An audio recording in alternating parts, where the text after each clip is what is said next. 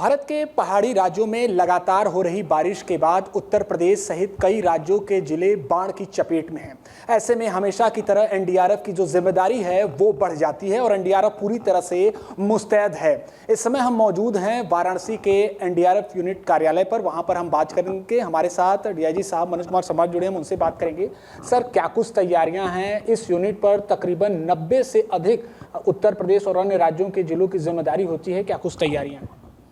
जैसा कि आपने स्वयं कहा कि उत्तर प्रदेश में जो 75 ज़िले हैं उनमें से 42 ज़िलों की जिम्मेवारी हमारी यूनिट की है। साथ ही मध्य प्रदेश के 55 ज़िलों में से 50 ज़िलों की जिम्मेवारी हमारे पास है।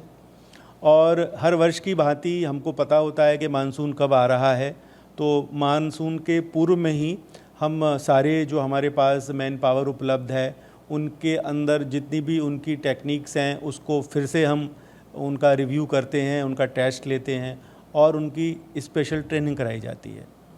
उसके साथ में हमारे पास जो भी इक्विपमेंट उपलब्ध है, इस तरीके के जो बाढ़ राहत से संबंधित जितनी भी आपदाएं हैं उससे निपटने के लिए जो हमारे पास इक्विपमेंट होता है उनको भी हम सब तरीके से पूर्णतः तैयार करते हैं। कोई कमी पेशी होती है तो उनको पूरा रिपेयर करके और अप टू डेट 100% हम अपने इक्विपमेंट को तैयार रखते हैं। साथ ही हमारी नज़र होती है IMD के साथ, हमारी नज़र होती है इंडियन रिमोट सेंसिंग जो एजेंसीज़ हैं, इस तरीके की जो हमारी भारत सरकार की एजेंसियां हैं, जिससे कि हमको ये पता चले कि किन किन राज्यों में कितना बारिश हो रही है और जिन राज्यों में बारिश से और जिन देशों से बारिश में हमारे क्षेत्र में प्रभाव पड़ता है। जैसे नेपाल में बारिश होती है, फिर वहाँ के जलाशयों में पानी जब पूरा भर जाता है तो वो पानी को वहाँ से रिलीज़ करते हैं। तो नेपाल से जब पानी रिलीज़ करते हैं तो हमारी जो 2-3 मुख्य नदियां हैं जो नेपाल से जुड़ी हुई हैं, जिसमें नेपाल का पानी आता है, घाघरा, शारदा, राप्ती, गंडक और 2-3 छोटी छोटी और सहायक नदियां, ये बहुत भारी मात्रा में पानी लेकर हमारे क्षेत्र में आती हैं। उत्तर प्रदेश का जो तराई का क्षेत्र है और वहाँ जल प्लावन जैसी स्थिति उत्पन्न होती है। तो आजकल टेक्नोलॉजी की वजह से ये काफ़ी समय पूर्व पता चल जाता है कि ये पानी वहाँ से, हम उनके साथ हमारा कांटेक्ट भी है नेपाल राज्य के साथ। तो और सिंचाई विभाग उत्तर प्रदेश, राहत आयुक्त कार्यालय उत्तर प्रदेश, ये लोग भी संपर्क में हैं और हम सब एक सिनर्जी में एक साथ एक ही टीम के रूप में कार्य कर रहे हैं, जिससे कि सूचनाओं का आदान प्रदान समय बिना गवाए, हमारा एक ग्रुप भी है, व्हाट्सएप ग्रुप, जिसमें बिना किसी देरी के सारी सूचनाओं का आदान प्रदान होता है।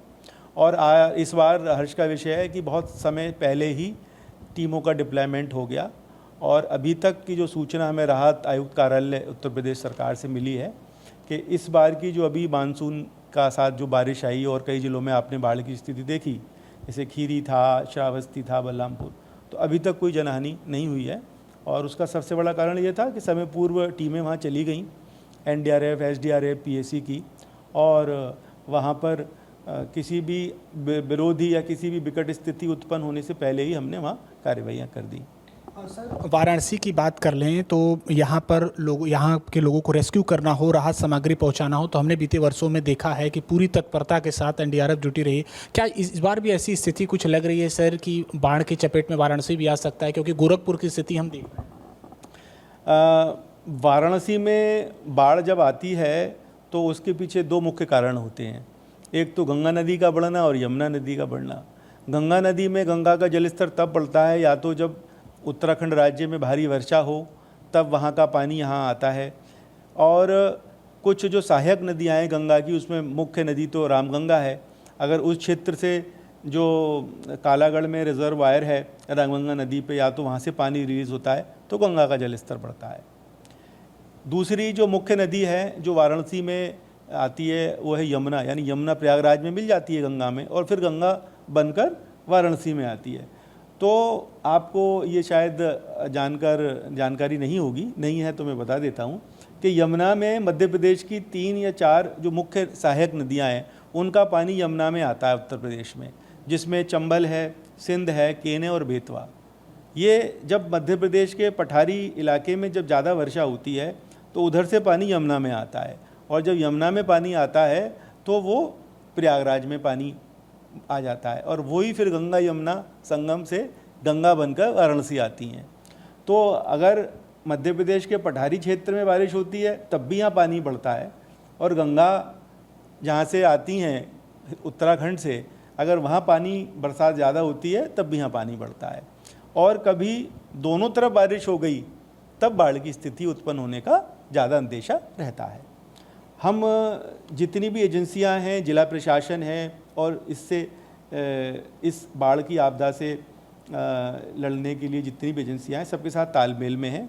माननीय मुख्यमंत्री जी ने और हमारे एनडीआरएफ हेडक्वार्टर लेवल पर बाढ़ से पूर्व ही सारी तैयारियों की समीक्षा की गई और उचित दिशा निर्देश दिए गए। सारी एजेंसियां, केंद्र सरकार, राज्य सरकार पूरा आपस में तालमेल के साथ तैयार हैं, और आपके माध्यम से विश्वास दिलाना चाहते हैं कि काशीवासियों को किसी भी तरीके की चिंता करने की आवश्यकता नहीं है। जो भी कोई इस तरीके की स्थिति उत्पन्न होगी तो उससे निपटने के लिए हम पूर्णतः सक्षम हैं, और निश्चिंत रहें। बहुत शुक्रिया सर बातचीत के लिए। तो ऐसे में वाराणसी में गंगा का जो जलस्तर है वो फिलहाल स्थिर है, और देखना होगा कि आने वाले समय में क्या कुछ स्थिति होती है। For exclusive and insightful videos, subscribe to our new channel ABP Live Premium.